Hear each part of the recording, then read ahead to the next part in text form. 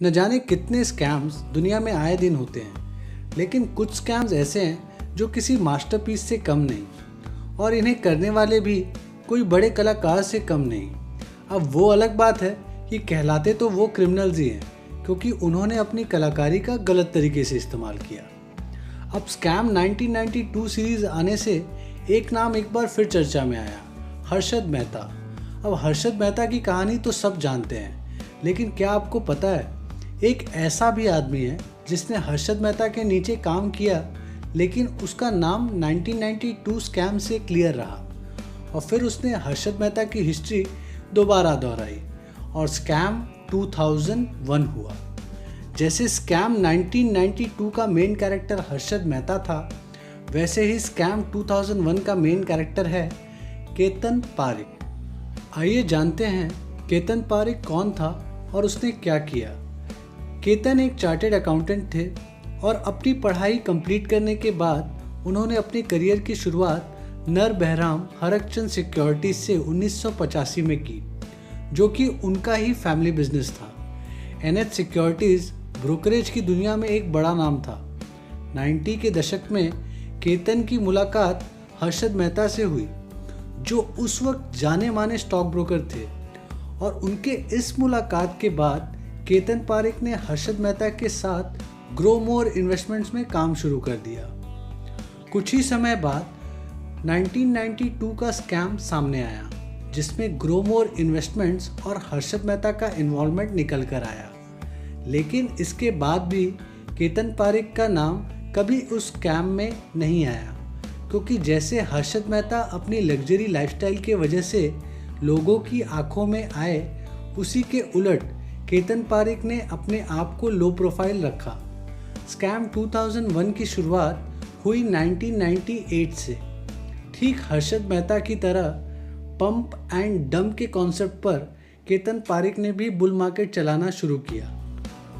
वो समय world wide information technology के शुरुआती बूम का था, और ये बात केतन ने शुरू में ही समझ ली थी। इसलिए उसने आईटी सेक्टर से जुड़े हुए स्टॉक्स खरीदना शुरू किया। हर्षद मेहता का भाई अश्विन मेहता केतन पारेख का एडवाइज़र था। केतन छोटी कंपनियों में बड़े स्टेक्स खरीदने लगे और दूसरे ट्रेडर्स, इंस्टीट्यूशनल इन्वेस्टर्स और इन छोटी कंपनियों के साथ सर्कुलर ट्रेडिंग कर करके उनके स्टॉक्स के प्राइसेस ऊपर ले गए। केतन पारेख जिन 10 शेयर्स में काम करते थे, उन्हें मार्केट में लोग K10 कहने लगे। जी टेलीफिल्म्स का शेयर प्राइस 127 से 10,000 रुपये तक ले गए सर्कुलर ट्रेडिंग से। अब पैसों की बरसात हो रही थी, और अब तक जो केतन पारेख लो प्रोफाइल थे, उसे भी पैसे की हवा लग चुकी थी।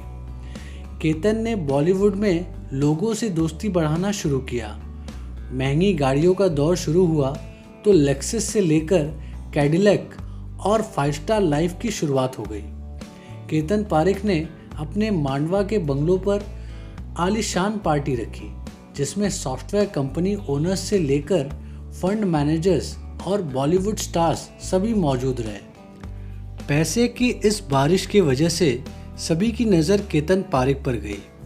बिजनेसमैन विनय मालू से लेकर अमिताभ बच्चन, अमर सिंह, सभी उस वक्त केतन पारेख के कुछ खास दोस्तों में से एक थे।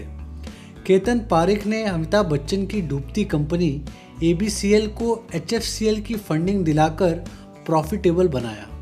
साल 2000 आते आते केतन पारेख बन चुके थे बॉम्बे बुल।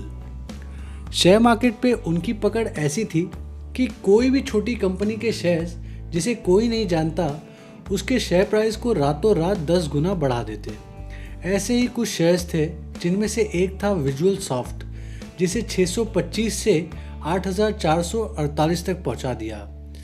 90 पर ट्रेड होने वाला सोनाटा सॉफ्टवेयर उसे 2,936 पर पहुंचा दिया।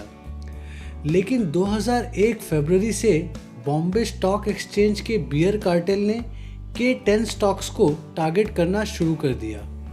जैसे हर सुबह के बाद रात होती है, उसी तरह केतन पारेख की जिंदगी पर रात का साया अब आ चुका था। केतन पारेख हर्षद मेहता की तरह बैंकों से पैसे उठाकर स्टॉक्स में लगाते थे। उनमें से एक बैंक था माधवपुरा मर्केंटाइल कोऑपरेटिव बैंक, जिसके वो डायरेक्टर भी थे। 1 मार्च 2001 को इंडियन यूनियन बजट पेश किया गया और दूसरी तरफ उसी वक्त सेंसेक्स 176 पॉइंट नीचे गिर गया। उस वक्त की एनडीए गवर्नमेंट ने मार्केट क्रैश पर इंक्वायरी बिठाई। आरबीआई को केतन पारेख की एक्टिविटीज़ पर संदेह हुआ, तो आरबीआई ने केतन पारेख के दिए हुए पे ऑर्डर्स, जो कि बैंक ऑफ इंडिया से लोन लेने के लिए दिए थे, उसे क्लियर करने से मना कर दिया और केतन पारेख पर इन्वेस्टिगेशन शुरू कर दी। केतन पारेख को कमज़ोर देखते हुए बियर कार्टेल ने मौके का अच्छा फ़ायदा उठाया और K10 स्टॉक्स को डंप करना स्टार्ट किया। अपने आप को मुश्किल में देखते हुए घबराकर केतन पारेख ने अपने सारे K10 स्टॉक्स को एक साथ शाम के वक्त नॉर्मल ट्रेडिंग आवर्स के बाद कलकत्ता स्टॉक एक्सचेंज में बेच दिया।